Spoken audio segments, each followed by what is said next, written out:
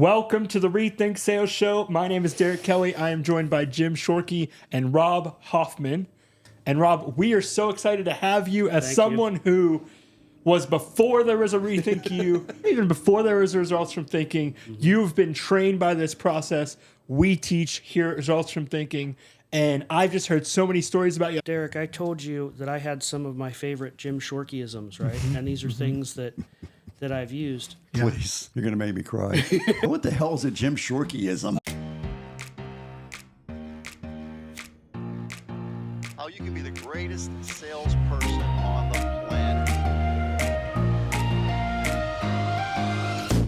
Oh, let me pull up my cheat sheet to make sure that we cover them all. Please, I'll try to keep. I'm going to close my eyes. If you don't mind. Number one. No, these are no particular order. Okay. But these are ones that I still use to this day. And I can give you some detail on that too. Donuts are not a health food. / did you eat the broccoli? That's one. So I've been in many meetings with people, donuts not being a health food. And they're like, Rob, what the hell are you talking about? How do donuts relate to sales? How do donuts relate to marketing, professional life? Marketing, whatever. Yeah. And I have to explain to them that, no, you go deeper on it, think it through. He stole that from me. I stole it from Stole him. all my good stuff, man. You stole it all. Okay, number two. Go deep. Go deep, guys. Go deep, ladies and gentlemen. Go deep. Listen to what this guy's saying. I have Number to close two. my eyes.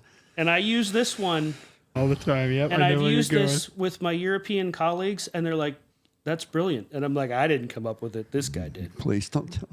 Success leaves clues. That's Yep. Jim Rohn. That's Jim Rohn. That's not Well, Jim Shorkey. That's okay. I heard it from Jim Shorkey. Okay, So, but it is Jim Rohn. Credit to Jim Rohn. Love Jim Rohn. okay, number three, B+ strategy. That's Jim Shorkey. Yep, and execute. That's it. 100% execution. Yep. Yep. Or close. A B+ strategy executed at close to 100% destroys an A+ strategy executed at 50%. Destroys it. And I have people on my team that we've had to sit down and discuss that. The B+ strategy versus I have a guy that he wants to execute everything A+ perfectly. And I 100% said, of the you are time. going to make yourself nuts. Stop it. Let's get to a B+ You're right. strategy, 100% execution, Or and we'll close. kill it. Or close. Or As close, as we sure. can. You know, the bottom line is if we have a B+ strategy executed at 90%, we're going to hit it out of the park. Right. So we can drive ourselves nuts with, I got to get to a perfection, 100%. So you have 10 disciplines.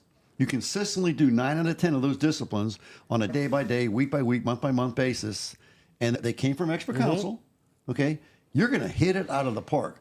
So it doesn't have to be the best strategy, and good enough is good enough. Good enough. By the way, you're speaking about the strategic continuum, which is in Rethink You 2.0, and it's very graphically explained. You need to go there. But a B, we call actually the strategic continuum is B to B+. And B- gets to be a little bit shaky. C is going to create mediocrity. And I told Rob that. Go ahead, I'm sorry, Rob. No, all good. All good. Another one of my favorites that I use on the regular is seek expert counsel. But Napoleon that Hill. one has been changed to use your resources because we have so many resources available to us. Well, it's expert counsel, though. Right. But you always need to seek expert counsel because I don't know certain things that my team knows. That's why my Yes. team's there. So Yeah. I have to go to them. And they to- have resources and tools and expert counsel and yep. But you know what? To that point, somebody took me on about this the other day, and you know, some bull crap, quite frankly. And you can make excuses or you can make money, but you can't make both. And my comeback was, is the library still a thing? Did they get rid of libraries? Okay. I think the library is free. So we can go to the library and we can get into that little card catalog thing. They probably don't even have it. You probably go to a laptop, whatever you do. And you can put in there NAPOLEON space HILL. I'm pretty sure Think and Grow Rich will come up. And I'm pretty sure you could probably get that book out of the library. And you can't mark it up like I do, but just get a notepad. I'm pretty sure it's there. Yeah, it's so so- don't give me your bull crap. I don't want to hear it. Is the library still a thing? There's just volume upon volume of expert counsel in the library. YouTube, you could literally build your own Porsche on YouTube. You could look it up. Am I right? Yeah, you could. My Porsche, front brakes are squealing. Here's what you got to do. Wow, I never thought about that. Expert counsel. YouTube is expert counsel. Truly, it is. On from there. So there's books. There's people like me. Yep. And we're sitting here talking right now. But there's also books. Right. Yeah. I want to get healthier. Oh, jeez.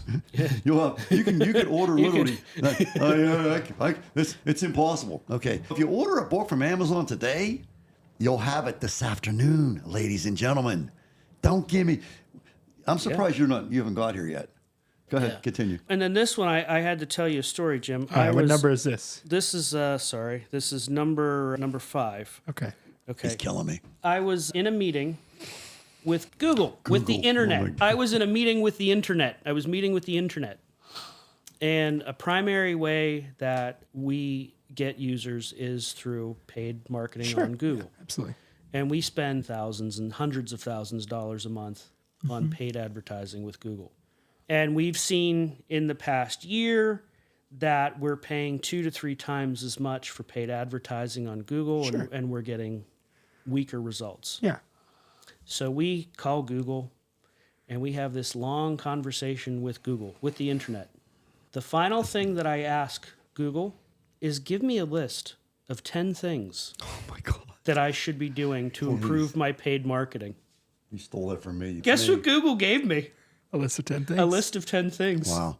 Ask and you shall receive. I asked the internet for a list of 10 things that I should be doing. You stole from me. I stole that from you.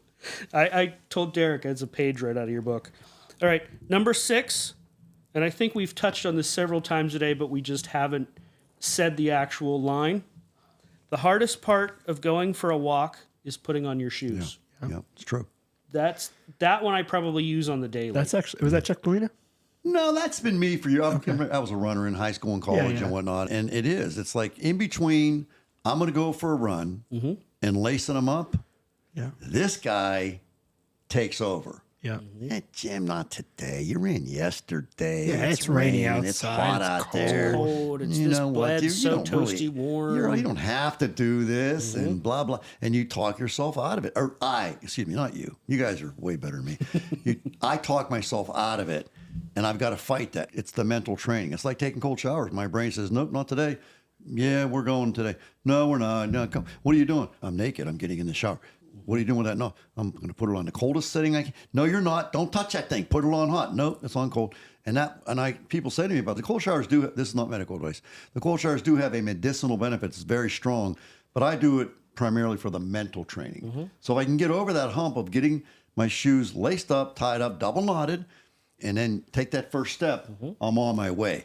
And so it's the first step, the second step, the third step. And okay, let's get to the stop sign. Okay, let's get to the bottom hill. Okay, make a right. Let's keep going. And I just keep adding on and on. It's like pretty soon, it's like, I did pretty good. I got 2 miles in. Good work, Jim. But the hardest part of running or going for the walk or whatever the case may be is putting the shoes on. Yep. And heading for the gym. And the other thing is that a quarter of a mile is better than no miles. 2 miles So you're talking is about better than 1 mile. Hold on. You're talking about all or nothing thinking. This wasn't even on his list. To us. Explain it. Yeah, You just did, but let's make sure they understand. They don't know no, what you're talking about. and that was a thing. So All or nothing thinking. Please explain that for me. I would come here and I would tell Jim that, I don't have any clients. I got to Yeah, do there's this. no business out there. Right. That's There's what he no always- business out there. Oh, let's tell that story. It's Christmas time. It was the week between Christmas and New Year's. And I came here and I said, there's no business. There's nothing going on the week between Christmas and New Year's. And he stops dead in his tracks. And he goes, what the hell are you talking about? You mean to tell me right now that there's nobody doing business out there? No one. And I was like, yeah, Jim, it's the week between Christmas and New Year's. And so there's no shopping going on. Nobody's getting gas. Nobody's doing. And I was like, he got me again. And so I thought about it. And the thing that we got was when I had my ad agency, we did a lot of work for the Diocese of Greensburg. Yeah. And it was because of that conversation and that week that we did a lot of work. Yeah, they needed help, and you were there. Because it sparked that in my brain. Oh, the week between Christmas and New Year's, that's maybe like a holy week, and maybe we should, be doing some things. And the church calls it evangelization. which is Which it is. Absolutely. yeah. There's no business happening between Christmas and New Year, and the reality is there's a ton of business. And so, and also with the running, for example, what happens is I'm going to run 3 miles a day. So I don't have time to run 3 miles, so I'm not going to do anything. No. What can you do? I think I got time to do a mile. Go do the mile. That's a good thing. No, it's not the 3 miles, and while you're out there doing a mile, it's like you look at your watch, you think, you know what? I can squeeze 2 more minutes out of this situation. Then go 2 more minutes, and then go home, get yourself ready, and go do your appointment, whatever. But all or nothing thinking states, I can't get 10x done, so I'm going to do nothing. No. Can we do 2x, 3x, 4x, whatever? And you'll find, and another one I told Rob, which I also got from Jim Rohn, is make your downtime prime time. So we do have some downtime, and we do have some extra time, and so we're gonna get away from all or nothing thinking. We're going to take that downtime and turn it into 10 pages, turn it into 10 steps, turn it into 1 mile. And I'm telling you what, that 1 mile of making your downtime prime time adds up to a lot of miles over the course of a day, week, month, year. Caution, all or nothing thinking. Okay, good stuff, man. Continue. Any more? You got more on this list? Oh yeah, I got more on this list. This is good. This is really good. It Number does give me the 7, chills. which we talked about, was do you want to build a helicopter or an airplane? That's the creator. Good. Yep, the That's it. creator, and the Legos, and I say that all the time too. I'm like, what are we building? Are we building a helicopter, or are we building an airplane? What do we want to That's build? really important, especially when Really you're doing, important. Yeah. And there's specific instructions within Lego to build the helicopter. Right. Specific instructions. And so you take the pieces and you arrange them in a pile and you start putting them together according to the instructions, and you end up with a helicopter. However, if you follow the directions for what was the second one? Airplane. The airplane, and you get all those pieces and you build those, you're going to end up with an airplane. And unfortunately, in our life today, a person does that and it's like they're mad because they got an airplane. I wanted a helicopter. You dummy. You followed the wrong instructions. You got the wrong pieces. So you can Google this right now. Go to Amazon, look up Lego, the creator, and you'll see boxes of stuff. And we actually bought them back in the day and Chuck was alive. Yeah. We actually did. And the Lego is called Creator, and there's all different versions of it, but it's 3 for 1. Something like that. Yeah. Whatever it will be. So in that box, it's so profound for the life message. In that box is a bunch of pieces and directions, instructions. And you as a human being get to decide which thing you're going to build. Guess what? It's the same thing with your life. Are you going to build a great marriage or an awful marriage? Are you going to build a great business or an awful business? Are you going to build a great relationship with XYZ or a bad relationship? You get to choose. That's what America's all about. But in order to get what you want, you seek expert counsel, you find out which pieces you need, you get the pieces, and you go to expert counsel, you say, okay, got my pieces. All right, now what do I do now? Here, hands you the instructions. Do step 1 first. Got it. Then step 2. And you say, okay, I did what you told me to do. I did step 1, 2, I did 10, I did 11. Oh, stop, time out. What happened to 3? I thought I'd just go from 1 to 2 to 10. No, you messed up. We got to do 1, and then 2, and then 3, and then 4. And so you're at 4. And I said, okay, how you doing? I'm doing great. Wait a second, I'm looking at the pieces. It looks, Rob, like you got the wrong pieces there. I didn't think that mattered. It does. It matters. You got to stop and take those pieces out. Look at the instructions. See, there's a green one, the blue one, and the yellow one. You got the wrong colors. You got the wrong piece. You got the wrong size. Stop. Did I not tell you how many times I tell you to stop? Stop. Yeah. Stop. It's one of the most powerful things you can do when you're looking at progressing up the ladder of success is to stop. Take a breather. Analyze. Look at what you're doing. Oh, man, I see now. I got the red, green, yellow. No. It's blue, orange, purple. Got him. Put him in. Oh, wow, this is great. Now go to step 5.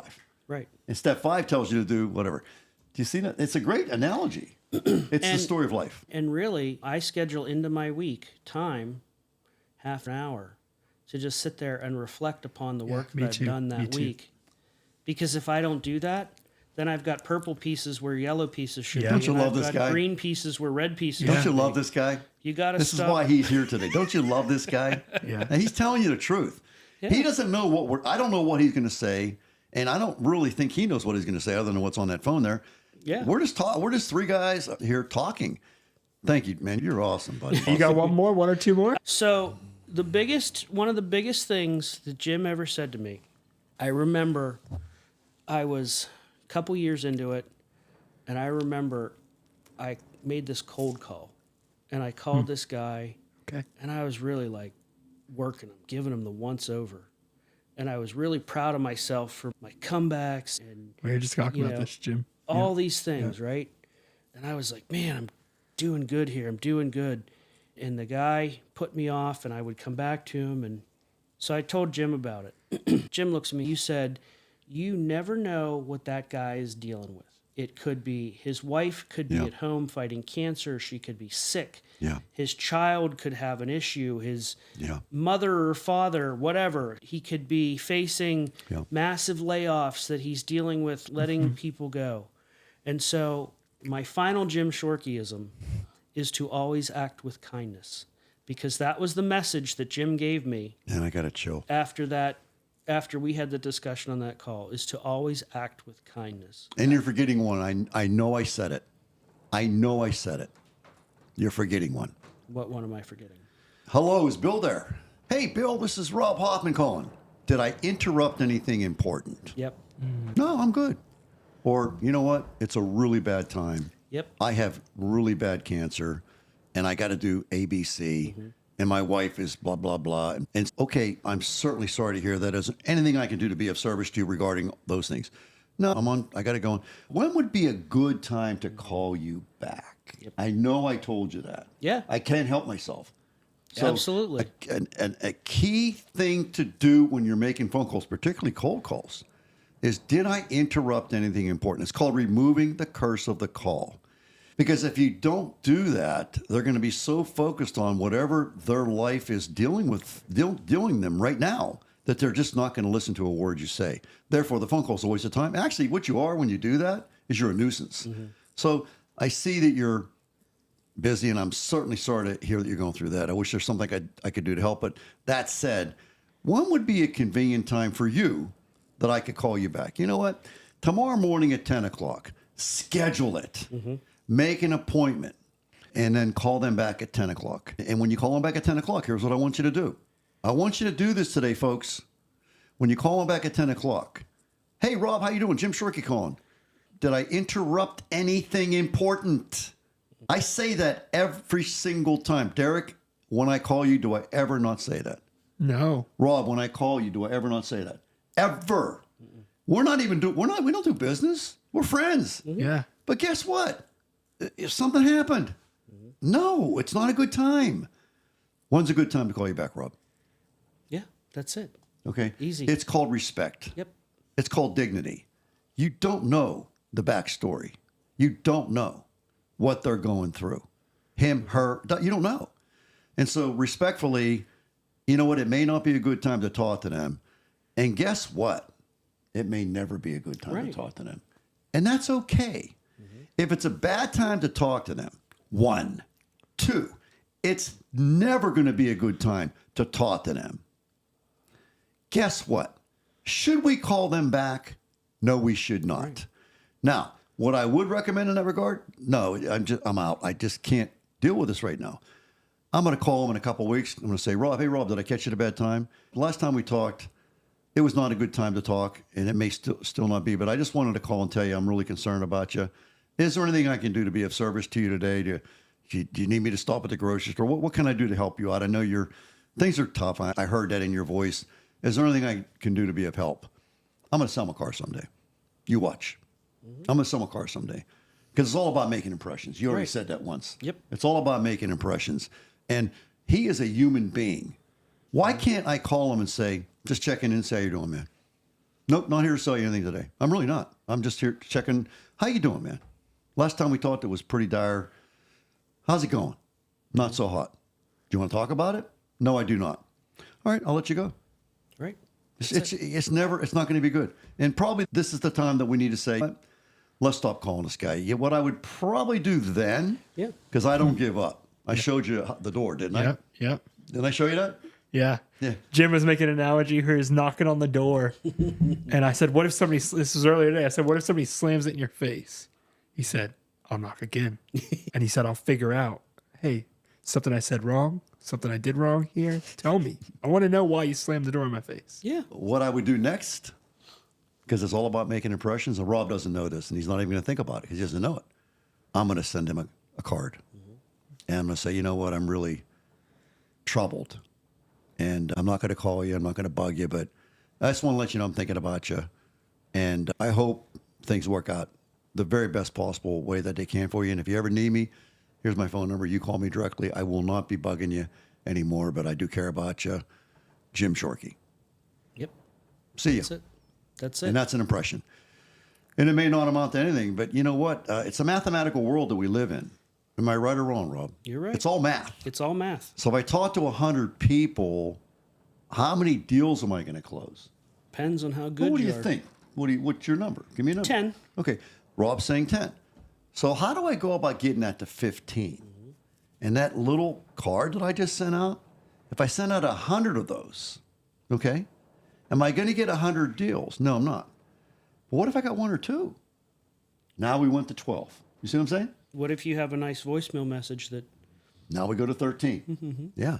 It all adds up. And you have a great voicemail message, which, of course, I created. And, yeah, wonderful. I So might it's have had all a these good little teacher. different things that we do that create that. Remember, results are the name of the game. If you don't like your results, not that you don't like them, but you want the results to improve, they're not going to improve until you improve. And that's what Rethink You is all about. Yeah. You got to rethink yourself. And that's what Rob did. Yeah. And he's hitting it out of the park. He's a testimonial to the program. Yeah, I called it patient 00. I existed before it existed. Self-improvement, and very few people get this. The most powerful thing we can do, people in the no, stop. Just stop. And then let's move on to, okay, now we're going to start building the helicopter. We're going to smoke and build the helicopter. No, stop. Right. We're talking about self-improvement here. I have a drinking problem. And I got involved in self-improvement. I'm a drinker. I only ever had 2 beers, the first one and the last one. I never counted the 8 or 10 in between. I have a drinking problem. And I got involved with self-development, and I could sense as I was going through it, the process of self-development, that self-development and drinking to excess, they were on diversion paths. Right. I could sense that.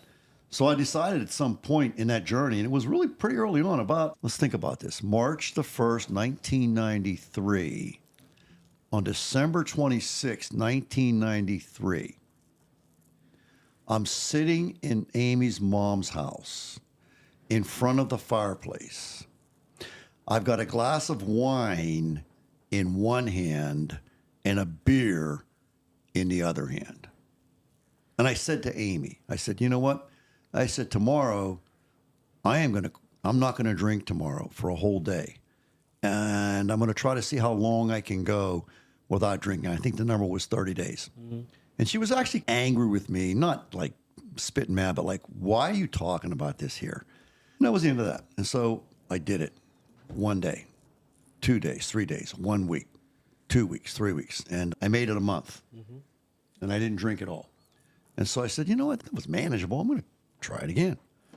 So I start into my second 30 days. And give me a moment. I'm in the driveway. I'm in the van. And I'm backing out. I'm in the driver's seat. I'm driving. Amy's in the driver's seat. Katie and the kids are in the back seat. And my daughter, Katie, who is 13 years old, says to me, Dad, I'm so proud of you that you're not drinking. It always bothered me when you drank. And I couldn't even process it. I'm now in the road. I can see it. Put the car in park. I said, Katie, what did you just say? And she repeated herself. And I said, oh, Katie, I'm so sorry. I never meant to hurt you. I said, I'll tell you what, Kate, I'll never drink again. I'll never drink again. And I didn't. And so that was in 1993. And I had already not been drinking. The streak started on that Christmas, the next day. And I never did. And I won't, because I promised my daughter that I wouldn't drink again. And so when you ask me what my goal is, I think it's critical that we get very specific and very detailed and very analytical about the goal. And I will tell you point blank that if your reasons why for the goal don't make you cry, then you're probably not going to be able to overcome the obstacles that are going to be in your way along the way. But guess what? My reasons why did make me cry. And I did make a promise to my daughter. You got to have the mindset. I have the mindset. Right. I have it. And I developed it over time. But I don't drink. And I have a drinking problem. I'm very upfront about that. I do. I have a drinking problem. I'm a high energy guy. Things get me going. And alcohol just didn't work for Jim Shorkey. It just didn't. And so I had to stop. And I did. And self-development is what caused that to happen. And that's why I know that you got to have a very clear goal, reasons why to make you cry. And you and I talked about that. If you don't have that, then you're probably going to cave into the pressure of Whatever why not is, this? Yeah, why not this? Yeah. Because I made a promise to my wife, Jamie, and the girls that we were going to do this. And yes, we're going to Disney World on my dime. And I think you did that, didn't you? And then Jamie and I went to, we called it the Whirlwind Tour of New England. That was the first one. Yeah. But the Whirlwind Tour of New England was Jamie and I, and we toured Maine and Cape Cod and just did this whole week-long journey of camping. And Do your reasons why make you cry? absolutely. I can get teary-eyed thinking about the kids and Jamie. And that's good. Yeah, because that's the why. That's life. That's That's emotion. always the why. That's emotion. Yeah, good. Whatever is in, I call it my four walls. Whatever is in my four walls is what's important. Yep. And I play this role of in the professional world so that I can build and I can maintain Wonderful. what is in my four walls. Wonderful. Yeah. Rob, again, thank you for joining us. Guys, like, comment, and subscribe. Rob, thank you. This has been Just great. Being, This has been being so great. patient, This double guy. zero. I love this guy. Learning this process. I wasn't far behind you, probably patient 001. But yeah. No, it's been great. It's been great. Wonderful. Thank you. All right. And in conclusion, you ain't seen nothing yet. Peace.